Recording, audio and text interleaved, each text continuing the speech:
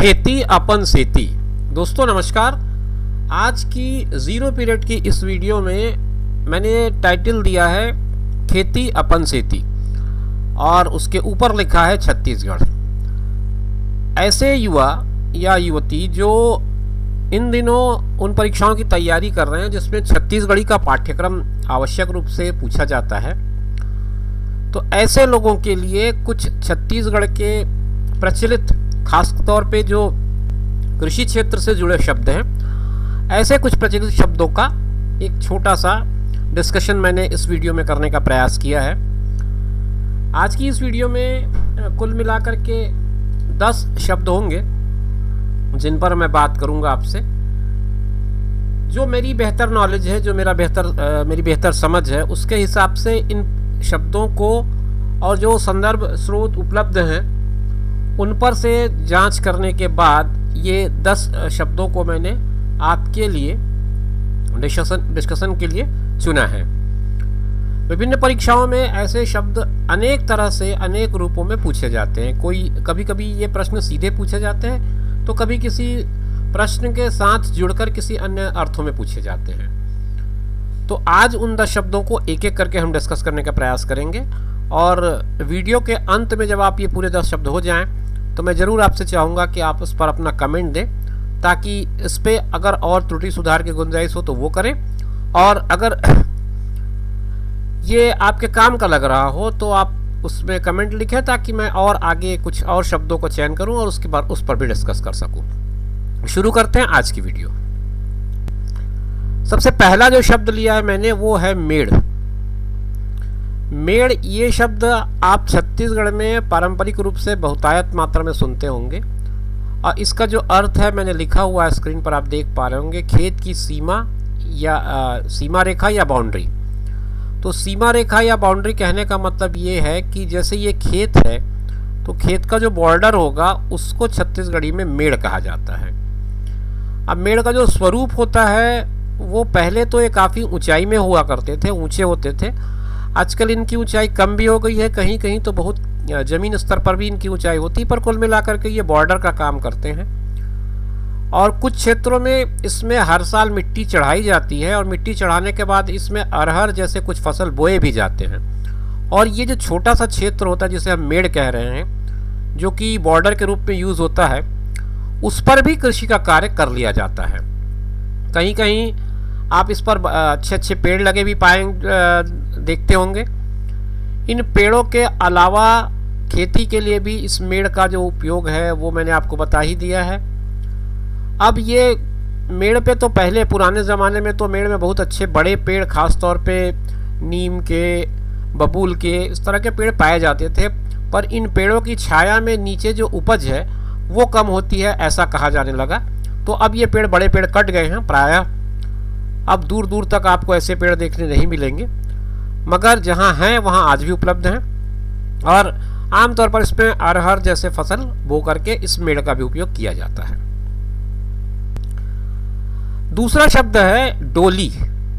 डोली को छत्तीसगढ़ में एक छोटे खेत के लिए उपयोग किया जाता है। जैसे छोटे छोटे खेत होते हैं जिनको आप छोटा प्लॉट कह सकते हैं, और इसमें भी मेड़ होगा, एक पार्टीशन होगा, इसका भी एक प्रॉपर मतलब पार्टीशन प्रॉपर होगा, और छोटे हिस्से होंगे। बड़ा हिस्सा जो ना हो करके ये छोटा हिस्सा होता है, या आमतौर पर इस पे जो फसल उपजाई जाती है उससे होने वाली जो फसल है, मतलब जो भी खाद्यान्न बोया जाता है उसकी जो फसल है वो कम होती है, छोटे पैमाने में होती है, तो इसको हम डोली कहते हैं। तो इसका अगर सीधा अर्थ लें तो छोटा खेत या मेड़ युक्त भूभाग कह सकते हैं हम इसको। अगला शब्द है चक। चक जो है एक तरह से कहूँ तो डोली का उल्टा कह सकते हैं आप। डोली जब छोटी इकाइयों को कहा जाता है तो चक जो है बड़ी इकाइयों को कहा जाता है। खेतों का एक समूहन होता है, बहुत बड़ा जो एरिया है जहाँ किसी एक व्यक्ति का समझ लो कि ज़मीन है, और वो बड़े बड़े छोटे बड़े जैसे भी हो, जिस भी आकार में हो, खेतों का एक संयोजन होता है, और ये पूरा किसी एक के स्वामित्व में हो, तो इसे आमतौर पे कहा जाता है कि ये उसका चक है। चक मीन्स एक बड़ा हिस्सा, ज़मीन का बड़ा हिस्सा जो आमतौर पे 1 एकड़ 2 एकड़ 3 एकड़ इस तरह से होता है। अब उसके आधार पर उसको चक कह दिया जाता है। तो डोली जहाँ छोटी इकाइयों के लिए उपयोग होता है, चक वहीं बड़ी इकाइयों के लिए उपयोग होता है। आप इसे इस तरह से समझ सकते हो। अगला जो शब्द है वो है खार। खार जो है खेतों का बड़ा समूहन तो होता है, लेकिन इसका एक नामकरण है। ये जैसे कोई बड़ा एरिया है खेतों का और वो किसी खास भौगोलिक स्थिति पर है। भौगोलिक स्थिति कहने का मतलब गांव का जो क्षेत्र है उस गांव के किसी एक विशेष क्षेत्र में है। मान लो किसी क्षेत्र में तालाब है, कोई एक तालाब है और तालाब के किनारे का जो हिस्सा है जहाँ पर खेत हैं बहुत सारे, तो उनको कह दिया जाता है तरिया खार। अगार खार कोई जगह है, जैसे सिरसा खार, सिरसा का पेड़ है जैसे, तो उस तरफ बहुत सारे सिरसा के पेड़ है मान लो, तो उस तरफ के जो खार हो जाएंगे, उस तरफ के जो खेत हो जाएगा उसको कह दिया जाता है सिरसा खार।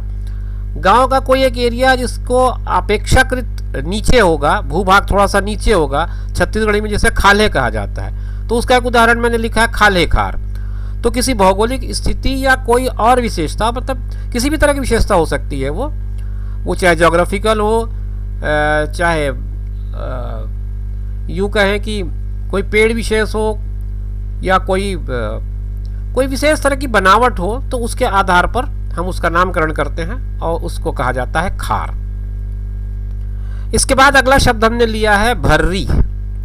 भर्री एक तरह से बिना मेड़ का भूखंड होता है। ये ओपन प्लाट जैसे पड़ा रहता है, इसमें कोई बॉर्डर आपको देखने नहीं मिलेगा और प्रायः इसमें पानी रुकता नहीं है, इसीलिए इसको भर्री कहा जाता है। और किसी खास तरह की फसलों को बोने के लिए इसका उपयोग किया जाता है। आमतौर पर खरीफ या रबी के फसल इस पे नहीं हो पाते, और होते भी हैं तो कुछ चुनिंदा फसल होते हैं और कुछ खास मौक़ों पर या खास ऋतुओं पे होते हैं। बिना मेड़ का होता है ये, और इसमें पानी का रुकना मुश्किल होता है। आप इसे इस तरह से समझ सकते हैं। कुछ उसी से मिलता जुलता एक शब्द है भांठा। भांठा भर्री से थोड़ा और हार्ड एरिया हो गया, कठोर भूभाग हो गया जहाँ पानी नहीं रुकता। आमतौर पर यह रेतीला होता है या पथरीला होता है। तो भांठा को जैसे अभी भी आप रायपुर में भी या छत्तीसगढ़ के अन्य हिस्सों में, बड़े शहरों में भी कुछ इलाकों के नाम आप इस नाम पर पाएंगे। जैसे आपने सुना होगा रावा भांठा, एक आपने रावण भांठा भी सुना है जहाँ आजकल नया बस स्टैंड बन गया है। तो इस तरह से भांठा का मतलब ये है कि ये कृषि के लिए ज़्यादातर उपयोगी ज़मीन नहीं होती। हालांकि अब तो हर तरफ खेती होने लग गया है और ख़ासतौर पे गन्ने का उत्पादन ऐसे क्षेत्रों में ज़्यादा होने लग गया है, जिसे हम लोग तथाकथित रूप से भांठा कह के छोड़ देते हैं। उन क्षेत्रों में आजकल गन्ने का उत्पादन होता देखा गया है। तो आमतौर पर कृषि के लिए उपयुक्त ज़मीन नहीं होती, ये पथरीली होती है, रेतीली होती है। ज़मीन पर पानी रुकता नहीं, पानी ठहरता नहीं है, पानी जमता नहीं है, इसलिए इसे पारंपरिक कृषि के लिए उपयुक्त नहीं माना जाता और एक कठोर भूभाग होता है एक तरह से। अगला शब्द है कछार। कछार को आप भांठा का विरुद्धार्थी शब्द समझ सकते हैं या उसका अपोजिट मान सकते हैं। ये नमी युक्त जगह होती है जो आमतौर पर नदी के किनारे होता है। कहीं पर नदियाँ बह रही है, नदियाँ के बहने के किनारे में जो ज़मीन होती है उस पर इसका असर होता है और ये आमतौर पर नम होती है। बरसात के दिनों में बहुत दूर तक तो इसमें पानी चला जाता है, जिसका भी असर काफ़ी दिनों तक इसमें पाया जाता है। तो नमी युक्त ज़मीन होती है, नदिया के किनारे होती है, उसको हम लोग कछार कहते हैं। कछार का नामकरण अगर आपको समझना हो तो आप उसे नदिया के किनारे होने वाली ज़मीन को हम कछार कहते हैं, इस तरह से आप परिभाषित कर सकते हैं। ज़मीनों से हटकर अब हम आते हैं एक और नए नाम पे, जिसको आप पढ़ पा रहे होंगे स्क्रीन पर, कोठार।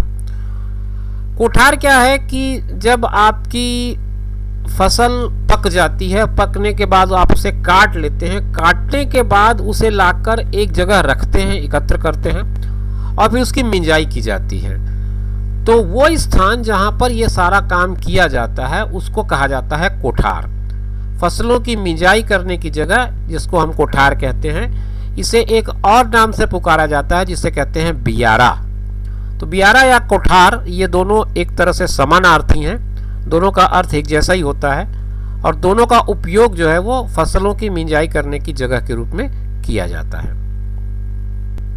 छत्तीसगढ़ में एक और शब्द प्रचलित है, वो है रेगहा। रेगहा एक तरह से कृषि का लेन देन होता है, लेन देन का एक प्रकार है। इसमें होता यह है कि एक निश्चित समयावधि के लिए कोई किसान किसी दूसरे किसान की ज़मीन को बोता है, बुआई करता है और वहाँ से वो फसल लेता है। इस फसल लेने के एवज में या तो रुपए या फिर अनाज, दोनों तरह की डील होती है। या तो एक निश्चित रुपए प्रदान किया जाता है, जैसे 1 साल के लिए किसी ने रेघा लिया तो 1 साल के लिए मान लो 1000 रुपये प्रति एकड़ के हिसाब से उसने तय कर लिया। तो उसमें फसल कितना होगा, क्या होगा, ये फिर उसके बाद की बात होगी। डील अगर आपकी 1000 रुपये प्रति एकड़ के हिसाब से हुई है तो ये मान के चलिए कि दोनों पक्ष इस पर सहमत है। तो जिस पक्ष को खेती का काम करना है वो दूसरे पक्ष को उसके जमीन के एवज में 1000 रुपये प्रति एकड़ के हिसाब से अदा करेगा। अगर उसमें अच्छी फसल होती है तो उसका फायदा है, फसल अच्छी नहीं हुई तो उसका नुकसान है। तो इस तरह से एक डील है ये, और इस डील को कहा जाता है रेघा। आज की इस वीडियो खेती अपन सेती का आखिरी शब्द है अधिया। अधिया भी एक तरह से डील ही है, लेकिन ये पार्टनरशिप डील है। पार्टनरशिप डील इस तरह से है कि पहले ही जमीन के जिस हिस्से पर खेती होनी है उसमें एक पक्ष पूरा खेती का काम करेगा, दूसरा पक्ष इसमें कोई काम नहीं करेगा, जमीन उसकी होगी, और जमीन जिसकी जमीन है उस पर काम कोई दूसरा करेगा। डील ये होगी कि इसमें जितनी भी फसल होगी उसका 50% जो काम कर रहा है वो ले लेगा, और उसका 50% जिसकी जमीन होगी वो ले लेगा। तो आमतौर पर जहाँ पर लोगों के पास खेती के लिए ज़मीन नहीं है, गरीब वर्ग है, वो इस वर्ग से जिसके पास ज़मीन है उस पर से ज़मीन एक तरह से कहें तो उधार में ले लेता है, 1 साल के लिए, 2 साल के लिए, 3 साल के लिए। और हर साल या हर फसल के बाद ये डील होती है, उसमें 50% का जो है वो लेन देन हो जाता है। आधी फसल उसकी होती है, आधी फसल उसकी होती है। तो दोनों फसलों को आधा आधा 50-50% के हिसाब से बांट लेते हैं आपस में, और ये एक तरह से फेयर डील होती है। फेयर डील इसलिए कह सकते हैं क्योंकि इसमें अगर अच्छी उपज होती है तो दोनों का फायदा होता है, उपज अच्छी नहीं होती तो दोनों का नुकसान होता है। और इस लिहाज से जो खेती में मेहनत करने वाला वर्ग है वो अधिक मेहनत करता है, और जिसकी ज़मीन होती है वो खुद तो उसमें कुछ कर नहीं रहा है तो उसके ज़मीन के एवज में उसको सही दाम मिल जाते हैं। तो कुछ इस तरह की डील होती है जिसको हम लोग कहते हैं अधिया। तो दोस्तों, ये आज की वीडियो में मैंने कुछ शब्दों को चयन किया था और आपसे साथ बात करने का प्रयास किया। ये शब्द आपको किसी न किसी रूप में अलग अलग परीक्षाओं में पूछे जाते हैं। अगर आपको इन प्रश्नों से कुछ लाभ मिल पा रहा होगा या आपकी तैयारी में मदद हो पा रही है तो निश्चित रूप से कमेंट बॉक्स में आप कमेंट लिखें, ताकि आने वाले वीडियोज़ में मैं कुछ और इसी तरह के एफर्ट्स लगा सकूँ। नए वीडियो में फिर आपसे मुलाकात होगी, तब तक के लिए मुझे इजाज़त दीजिए। अपना ख्याल रखिए, साथ में उनका ख्याल रखिए जो आपका ख्याल रखते हैं। धन्यवाद।